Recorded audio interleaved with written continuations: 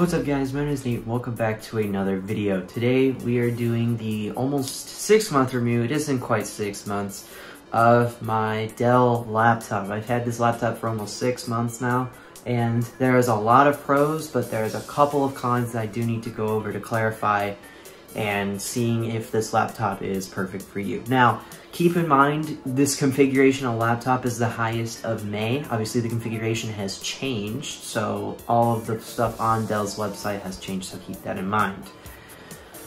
So, now on to the review. I probably should grab my laptop so I can hold it, but it's over there and I'm too lazy to get it. I'm gonna get it anyways. Okay, here's the laptop. Again, it's my Dell XPS. This is my Dell XPS 17. I bought it back in May, and it is still here.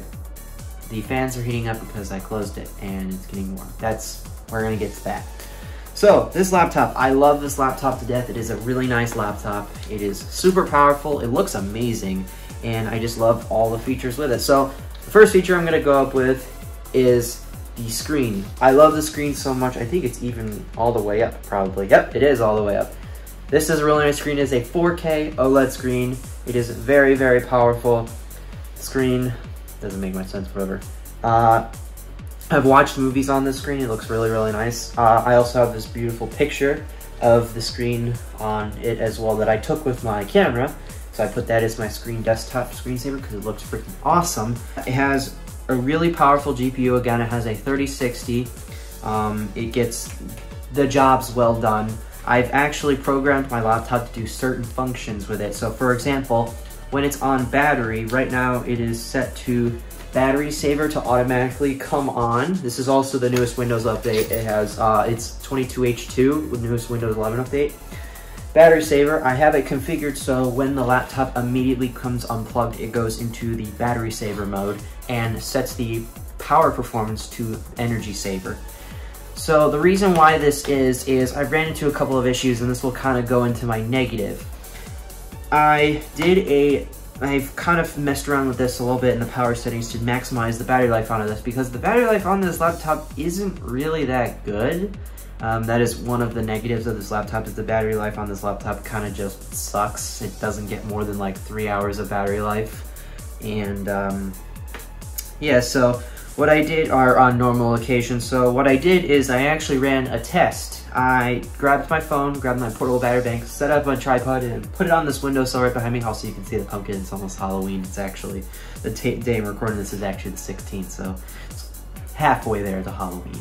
Anyways, what I did is I turned off the backlight on the keyboard, I turned down the brightness of the screen, and I made sure the computer was in its power save mode, and I ran a stopwatch of the time.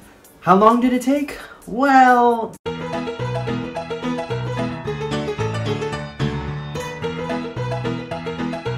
yeah, it didn't really do more than 3 hours. It kind of did, and then you can see the battery low sign come up, and then it died.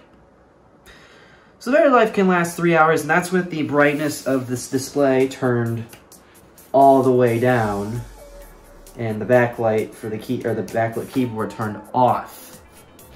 That's really how you can maximize the battery. Now, that was from charging it from full to 0. Again, I let the laptop sit there. I turned the energy saver off, so it basically ran straight off. I had to disable the auto sleep because when it's on battery, it auto sleeps after 10 minutes, and when it's plugged in, it auto sleeps after 30. So I basically had to turn all that stuff off so it didn't auto sleep, and just set it on the windowsill, and kind of sucked. I was kind of disappointed when I came back and it was dead, and I'm like, really? It's only been like 3 hours and it's already dead already? And sure enough, I reviewed the footage. Also, you can see there was a cut because my phone, I had to go to a Walmart trip and get some groceries, and so I just set my iPad up for the rest of the time lapse. So there's a little bit of a cut and a little bit of an angle change, but that's okay. But yeah, that's another thing. Let's see, I'm trying to think of any other positives. I've gone through most of this stuff.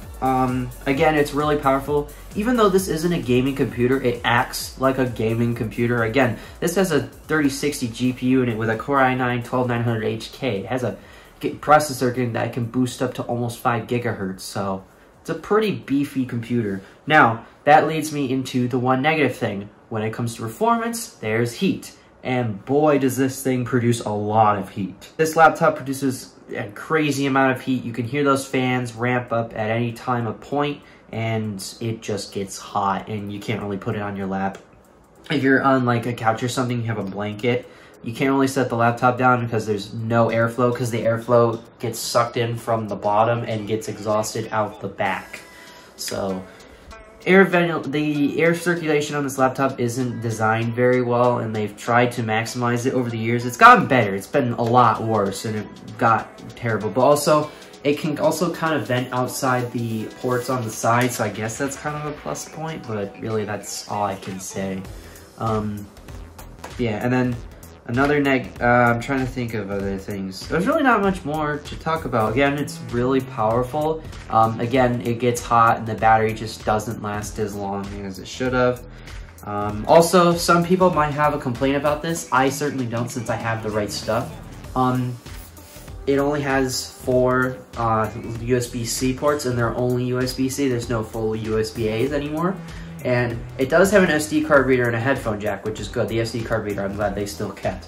And then on this side, it's just more USB-C. So some people find that so cumbersome that they have to have a dongle. I've been daily driving this for almost 6 months now, and I've gotten used to it at this point. And when I'm at my desk, I'm docked anyways with my dock. And as you'll see, and I'll probably put a clip because I don't think this video will be done by then. Maybe it will. Maybe I'll include it in another video or something. I have a setup here, and then I have a setup at home.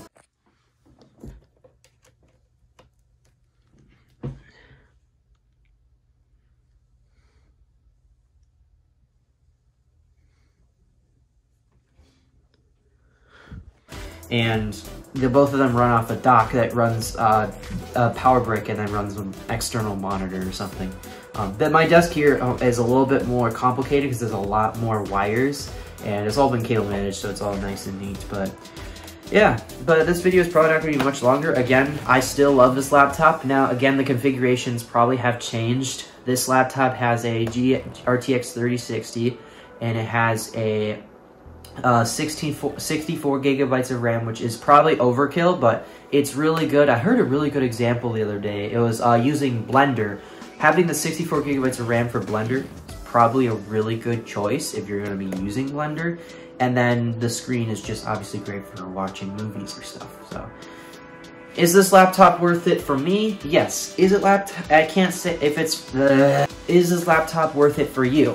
That'll have to be a decision. Again, this laptop with the highest specs at the time was $4,000. So, with the upgraded specs, it obviously comes with a 3070 Ti now, which is great. I'm glad they updated that, but everything else has basically stayed the same. The price has stayed the same, which is good. So you're definitely getting a better GPU with it, which obviously is good for gaming, but that only means the heat's gonna get worse. So there's a negative there, but it's your decision. Again, it does, and also the size is perfect for me. I actually wanted a bigger laptop. I liked my MacBook size. I love the bigger size of it, so I was ready for the bigger size, and it is bigger.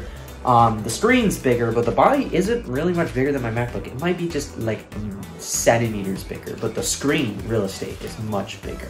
So that, if you don't want to go with this laptop and you still want an XPS, I would recommend the XPS 15 and 13. The XPS 15 actually has some of the same specs as this one, but obviously on a smaller scale.